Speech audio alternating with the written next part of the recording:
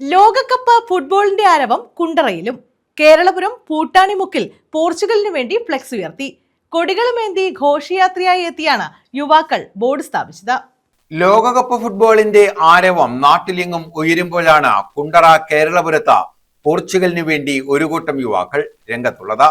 കേരളപുരം പട്ടാണിമുക്കിൽ വിദ്യാർത്ഥികളും യുവാക്കളും അടങ്ങുന്ന ജെൻസി കൂട്ടം പോർച്ചുഗലിനെ അനുകൂലിച്ച റൊണാൾഡോ ഒറ്റയ്ക്ക് നേടിയെടുത്തവൻ എന്ന തലക്കെട്ടോടെ ഫ്ലക്സ് ബോർഡുകൾ സ്ഥാപിച്ചു. ഇത് കേരളപുരം പൂട്ടാണിമുക്കാണ്.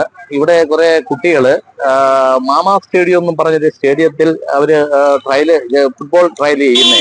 അവര് പോർച്ചുഗൽ റൊണാൾഡോയെ അനുകൂലിച്ച് ഈ ലോകകപ്പ് മത്സരത്തിൽ റൊണാൾഡോ മുന്നിൽ വരണമെന്നുള്ള ആശയത്തിൽ അവരിവിടെ വലിയൊരു ഫ്ലെക്സ് ഒക്കെ സ്ഥാപിക്കുകയും മയക്കുമരുന്ന് പോലുള്ള ഇതിനകത്ത് ഈ കായിക ലോകത്ത് മയക്കുമരുന്നിനെ വെല്ലുന്ന തലത്തിൽ അവര് അതിനോട് അടിമപ്പെടാതെ അവര് കായിക രംഗം ഒരു വലിയ ആശയമാക്കി അവര് മാറ്റി അവര് ഫ്ലെക്സ് വെച്ച് ലോകകപ്പിനെ വരവേൽക്കുന്ന ഒരു മുന്നോടിയാണ്. അവരെ ആവേശവും എല്ലാം നമ്മൾ കാണുകയാണ്.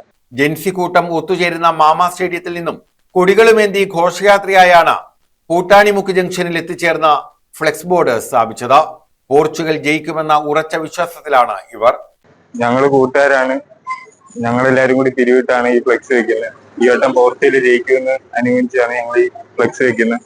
പോർച്ചുഗൽ ജയിച്ചിരിക്കും. ഇതിനു മുമ്പ് പണ്ട് വെച്ചിട്ടുണ്ട്, ഈ ഇടയ്ക്കൊന്നും വെച്ചിട്ട് കഴിഞ്ഞ വർഷം വെച്ചാൽ റൊണാൾഡോ ജയിച്ചിരിക്കും. ഉറപ്പ്.